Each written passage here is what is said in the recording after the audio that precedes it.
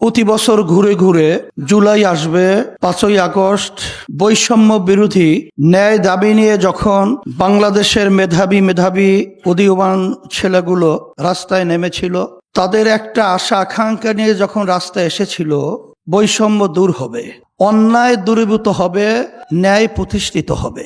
আমরা তখন কি দেখলাম? পাখির মতো এই বাংলাদেশের যারা নাকি দায়িত্ব পালন করেছিল প্রশাসন এবং যারা দেশ পরিচালনা করেছিল, তাদের নির্দেশে আমাদের বাংলাদেশের মানুষগুলোকে, আমাদের উদীয়মান ভবিষ্যৎ প্রজন্ম সন্তানগুলোকে, আমাদের হাফেজ আলেম ছেলেদেরকে, বিভিন্ন পর্যায়ের ছোট বাচ্চাদেরকেও তারা এই নির্মম হত্যাযজ্ঞ থেকে তারা কিন্তু ফেরে নাই। তারা কিন্তু পশুর চেয়েও হিংস্র আমাদের বাংলাদেশের মানুষের সাথে ব্যবহার করেছে। আমরা দেখেছি সেই জুলাই গণ অভ্যুত্থানে আমাদের চোখের সামনে এই রাজপথে আশরাফুল মাখলুকাত মানুষগুলো, তাদের মাথার মগজগুলো রাস্তার ভিতরে পড়ে থাকতে আমরা দেখেছি। শত শত ভবিষ্যৎ উদীয়মান প্রজন্ম, আমাদের মেধাবী সন্তানগুলো তাদের জীবনের তারা চক্ষু হারাতে। কিন্তু বারবার জুলাই আসবে, বারবার সেই কথা আমরা স্মরণ করব। কিন্তু আমি বাংলাদেশের সর্বশ্রেণীর মানুষদেরকে আমি বলবো যে আমাদের 71-এ স্বাধীনতার জন্য এদেশের মানুষ জীবন দিয়েছিল, রক্ত দিয়েছিল, মা সন্তানকে হারিয়েছিল, স্ত্রী বিধবা হয়েছিল, আরো অনেক কিছু আমরা দেখেছি। বারবার আমাদের দেশে এইভাবে জীবন দেওয়ার, রক্ত দেওয়ার এবং পঙ্গু হওয়ার ইতিহাস আমাদের বাংলাদেশে স্মরণ অক্ষরের মতো যেটা লেখা রয়েছে, বাস্তবে রয়েছে। কিন্তু আমরা যে লক্ষ্য উদ্দেশ্য নিয়ে বারবার রাস্তায় আসি, এই দেশটাকে একটা সোনার দেশ তৈরি করার জন্য, আমরা বারবার যে রাস্তায় আসি বৈষম্য দূর হওয়ার জন্য, আমরা বারবার যে রাস্তায় জীবন বিলিয়ে বারবার রাজপথে আসি, কেন? এদেশে টাকা বিদেশে পাচার হবে না, লক্ষ লক্ষ মানুষ আর বিনা অপরাধে মিথ্যা কেসের মাধ্যমে তাদের সংসার ধ্বংস হবে না, আমাদের মায়ের কোলগুলার সন্তান হারা হবে না, আমাদের দেশের মানুষ রাস্তায় নামবে, গুম হবে, ঘরে থাকবে, খুন হবে। আর সেই মায়ের কথা আমাদের কানে আর শুনতে হবে না যে আজকে কয়েকদিন পর্যন্ত আমার সন্তান আমাকে মা বলে ডাক দেয় না। এই জন্য আমি বলবো যে আমাদের চিন্তার পরিবর্তন করতে হবে।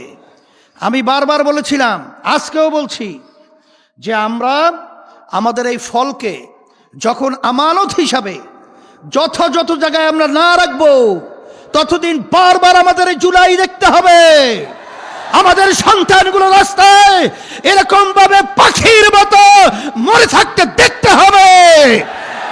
এই জন্য আমি বারবার বলেছিলাম যে আমরা বারবার আমাদের এই ফলকে মুরগি যেরকম নাকি শ্রীগালের হাতে আমানত যেরকম নিরাপদ নয়, আমাদের দেশের বারবার এই অর্জনকে আমরা যাদের হাতে তুলে দিচ্ছি, এরা হলো শ্রীগালের ভূমিকা রয়েছে। এরা দেশের প্রেম কোনো কাজে, কোনো কর্মে তারা প্রমাণিত করতে পারে নাই। আমরা আপনার সকলকে বলবো, আমরা বারবার বিএনপি, আওয়ামী লীগ, জাতীয় পার্টি সহ অন্য মানব রচিত গণতন্ত্র, মানব রচিত তন্ত্রমন্ত্রের মাধ্যমে আমরা দেশ পরিচালিত হতে দেখেছি। এই নীতি আদর্শের মাধ্যমে নতুনভাবে আমাদের দেশ সুন্দর হবে, এটা আশা করা সম্পূর্ণ একটা, আমি বলবো, বোকার স্বর্গে বাস করার মতোই। এই জন্য আমাদের দেশে 92% জন আমাদের মুসলমান বসবাস করে। আজকে ইসলাম শব্দের অর্থ শান্তি। আমাদেরকে বিজাতিরা ইসলাম বিদ্বেষী চক্র বারবার এই ইসলামকে বিতর্কিত করার জন্যে, আমাদেরকে ভয় দেখাবার জন্যে, এই সুন্দর নীতি আদর্শকে বিতর্ক করার জন্যে বারবার আমাদের দেশের ভিতরে বিভিন্ন পরিকল্পনা নিয়ে কাজ করা হচ্ছে।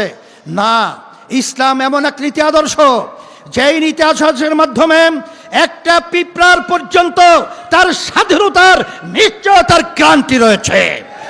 ইসলাম এমন এক নীতি আদর্শ, শরিয়া এমন এক নীতি আদর্শ, যে নীতি আদর্শের মাধ্যমে হিন্দু, বৌদ্ধ, খ্রিস্টান, অন্যান্য ধর্মাবলম্বী যারা রয়েছেন, সংখ্যালঘু আমাদের দেশের মধ্যে, তারাও তাদের জান মাল ইজ্জত এবং তাদের বিভিন্ন স্বাধীনতা নিয়ে দেশের ভিতরে বাস করার একটা পরিবেশ রয়েছে।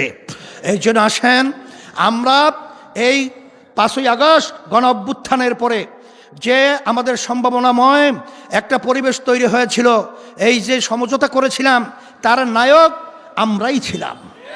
কিন্তু দেখা যায় যে কিছু স্বার্থান্বেষী মহল, কিছু লোভীরা যখন দেখলো পরিবেশ তৈরি হয়েছে, তখন তারা ক্ষমতার লোভকে অগ্রাধিকার দিয়ে দেশকে, মানুষকে তারা পাত্তা না দিয়ে বিদেশিদের সেই আবার গোলামের জিঞ্জিরের মধ্যে আবদ্ধ হওয়ার জন্যে যখন তারা সিদ্ধান্ত গ্রহণ করেছিল, তখন ইসলামী আন্দোলন বাংলাদেশ, আমরা দেশ, ইসলাম এবং মানবতা রক্ষার জন্যে আমরা তখন এই ক্ষমতার দ্বার প্রান্ত থেকে আমরা আবার ইসলামের পক্ষে, শরিয়ার পক্ষে, মানবতার পক্ষে, দেশের পক্ষে আমরা ভিন্ন হয়ে আমরা বাক্স দিয়েছিলাম। আজকে বাংলাদেশের ভিতরে দেখেন যে আজকে বিরোধী দল রয়েছে, সরকার রয়েছে, কিন্তু আমাদের যে জীবনগুলো দিয়েছিলাম যে উদ্দেশ্যে, রক্ত দিয়েছিলাম যে উদ্দেশ্যে, চক্ষু হারিয়েছিলাম যে উদ্দেশ্যে, সব পায়ের নিচে পদদলিত হলো। এই জন্য আসেন আমি সর্বশ্রেণী সর্বমহলের আমার সাংবাদিক বন্ধু সহ, প্রশাসন বন্ধু সহ সকলকে আমি উদাত্ত আহ্বান জানাবো। আসেন আমরা সবাই একত্রিত হয়ে আমরা দেশকে ভালোবাসি, ইমানের একটা অংশ, ব্যক্তি স্বার্থ, চুরি দুর্নীতি বাদ দেন। এই সম্পদ নিয়ে আর কি করবেন, আর কত লাগবে, আর কত দরকার? আসেন আসেন, সেই রক্তকে ভুলেন না, আজকে সেই সন্তানের হাজুরি ভুলেন না, আজকে সেই মায়ের আর্তনাদ ভুলেন না।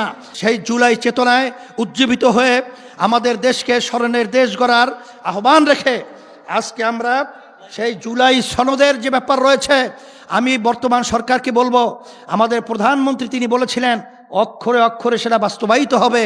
কই আমরা লক্ষণ দেখছি না, বরঞ্চ আজকে বিভিন্ন ছাত্র হলে, বিভিন্ন জায়গায় যে বিশৃঙ্খলা পরিবেশ দেখেছি, এইটা কিন্তু এই জুলাইয়ের ফসল না, এটাকে আপনারা পরিবর্তন করবেন।